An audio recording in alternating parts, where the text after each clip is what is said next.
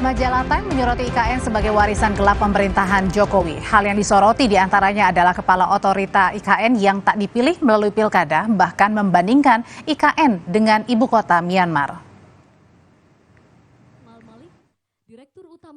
Presiden Jokowi berpantun saat menyampaikan sambutan di acara Kompas 100 CEO Forum di kawasan ibu kota Nusantara.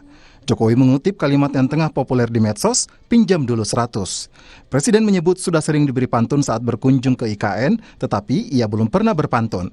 Presiden pun menggunakan momen sebelum sambutannya dengan menggunakan hal yang tengah populer di masyarakat. Ikan lohan, ikan gabus. Direndam dulu, baru direbus. Supaya pembangunan maju terus, pinjam dulu 100. Yang saya maksud itu 100 CEO Kompas yang hari ini hadir. Bukan uang, dikit-dikit uang, dikit-dikit duit. Meski pembangunan IKN terus dilakukan, tetapi kritik atas IKN juga tetap ada. Salah satunya diangkat oleh majalah Times yang berjudul IKN adalah warisan gelap Presiden Jokowi. Time menyebut dalam hampir 10 tahun memerintah, pemerintahan Jokowi kemungkinan akan dikenang sebagai era baru kemunduran demokrasi. Mengutip pernyataan guru besar sosiologi Nanyang Technological University Singapura, Zulfikar Amir, Time menuliskan pemilihan kepala IKN yang ditunjuk oleh Presiden merupakan sebuah kemunduran demokrasi. Dalam wawancaranya, sosiolog menyoroti konsep jika yang terpilih bukan dari kehendak warga setempat, maka konsep sosialnya tidak masuk akal. Time juga menyoroti dinasti politik yang dibentuk oleh Jokowi.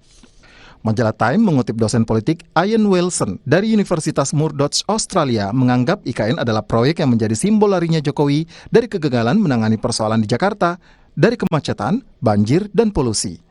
Time bahkan membandingkan antara pusat pemerintahan Naypyidaw, ibu kota Myanmar yang dibangun tahun 2005 oleh rezim militer untuk melindungi para pemimpin negara Myanmar dari pemberontakan. Time juga menyoroti mundurnya demokrasi di era pemerintahan Jokowi yang perubahan undang-undangnya dinilai kritikus, melanggar nilai-nilai demokrasi. Meski Jokowi terus meyakinkan investor untuk berinvestasi di IKN dalam berbagai acara kenegaraan, tetapi nyatanya IKN tetap menggunakan anggaran negara. Padahal sebelumnya Jokowi pernah menyebut tidak akan menggunakan APBN untuk pembangunan IKN, sama halnya dengan pernyataan Jokowi untuk proyek kereta cepat.